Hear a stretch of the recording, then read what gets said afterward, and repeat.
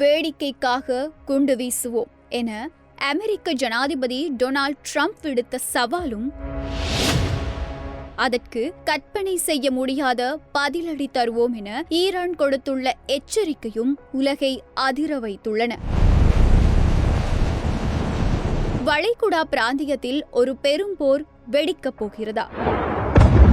முழுமையாக பார்க்கலாம். அமெரிக்க ஜனாதிபதி டொனால்ட் ட்ரம்ப் அண்மையில் ஒரு அதிரடி கருத்தை வெளியிட்டிருந்தார். ஈரானின் மசகு எண்ணெய் ஏற்றுமதியில் 90% கையாளும் முக்கிய இடமான காக் தீவின் ராணுவ இலக்குகள் ஏற்கனவே தரைமட்டமாக்கிவிட்டதாகவும், தேவைப்பட்டால் வெறும் வேடிக்கைக்காக இன்னும் சில முறை அங்கு குண்டு வீசுவோம் எனவும் அவர் குறிப்பிட்டிருந்தார். ட்ரம்பின் இந்த கருத்திற்கு ஈரானிய வெளிவிவகார அமைச்சர் அப்பாஸ் அரக்சி கடும் கண்டனம் தெரிவித்துள்ளார். யாரோ ஒருவரின் பொழுதுபோக்கிற்காக இங்கு மக்கள் கொல்லப்படுகிறார்கள். எமது எரிசக்தி கட்டமைப்புகள் மீது கை வைத்தால் அதற்கான பதிலடி உங்களால் கற்பனை செய்ய முடியாத அளவிற்கு மிக கடுமையாக இருக்கும் என அவர் எச்சரித்துள்ளார்.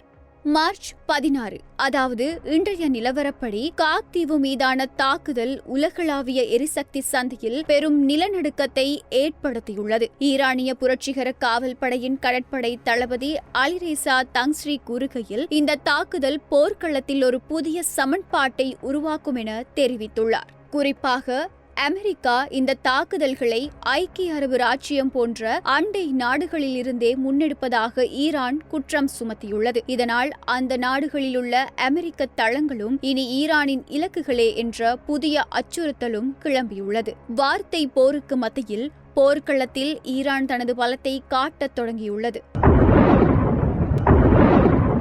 நேற்று, அதாவது ஞாயிற்றுக்கிழமையன்று ஆபரேஷன் ட்ரூ ப்ராமிஸ் 4 ஒரு பகுதியாக இஸ்ரேல் மீது 54வது அலை ஏவுகணை தாக்குதல்களை ஈரான் நடத்தியுள்ளது. இதில் முக்கியமாக கவனிக்கப்பட வேண்டிய விடயங்கள் 2 டன் எடையுள்ள போர் முனை கொண்ட கோர்ராம் ஷஹர் ஏவுகணைகள், கைபர் ஷேகான் காதர் மற்றும் எமாத் ஏவுகணைகள், மிக முக்கியமாக முதல் முறையாக செட்ஜில் எனப்படும் மூலோபாய திட எரிபொருள் ஏவுகணை ஏவப்பட்டுள்ளது.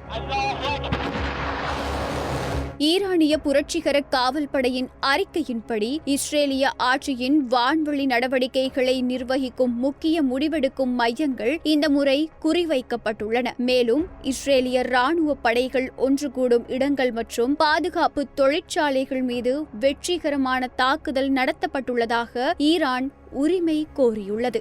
ஒருபுறம் அமெரிக்காவின் நவீன ஆயுத பலம், மறுபுறம் ஈரானின் வேக ஏவுகணை வளர்ச்சி. இந்த இரு நாடுகளுக்கும் இடையிலான இந்த மோதல் உலக பொருளாதாரத்தையும் அமைதியையும் எங்கு கொண்டு போய் நிறுத்தப் போகிறது?